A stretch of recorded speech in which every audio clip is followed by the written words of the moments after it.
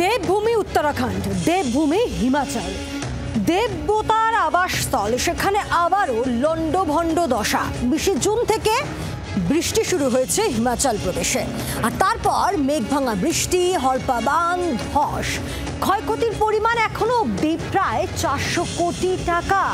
63 জনের মৃত্যু হয়েছে, নিখোঁজ অনেকে।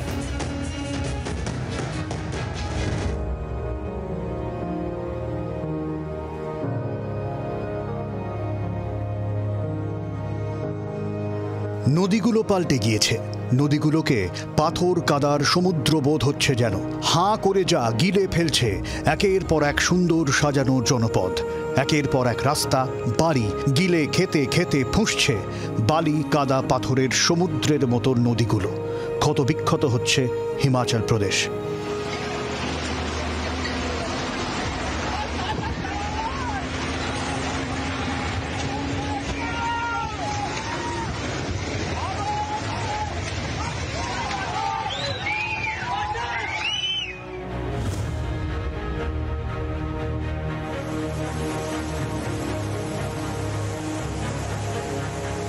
হিমাচলে সবথেকে ভয়ঙ্কর পরিস্থিতি মান্ডি জেলায়।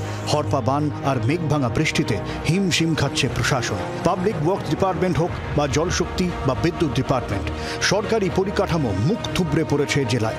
মান্ডি ছাড়াও কাংড়া, চম্বা, কুলু, কিন্নৌর থেকে সিমলা বা উনা ক্ষয়ক্ষতির পরিমাণ বাড়ছে লাফিয়ে লাফিয়ে। প্রবল বৃষ্টির মধ্যেই উদ্ধার কাজ জারি।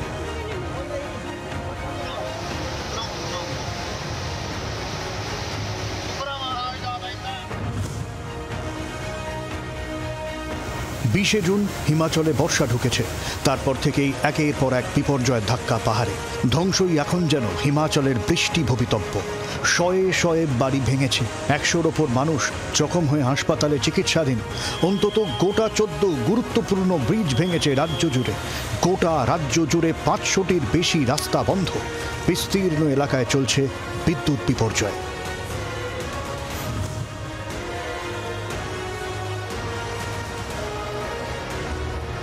আজ শুধু নয়, আগামী সোমবার পর্যন্ত হিমাচল প্রদেশের প্রায় সমস্ত জেলায় ভারী থেকে অতি ভারী বৃষ্টির পূর্বাভাস রয়েছে।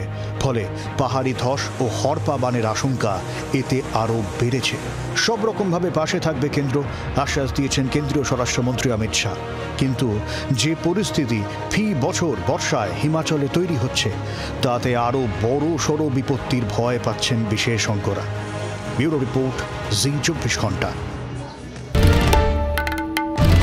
বাংলার আওয়াজ, বাঙালির আবেগ, জি 24 ঘন্টা।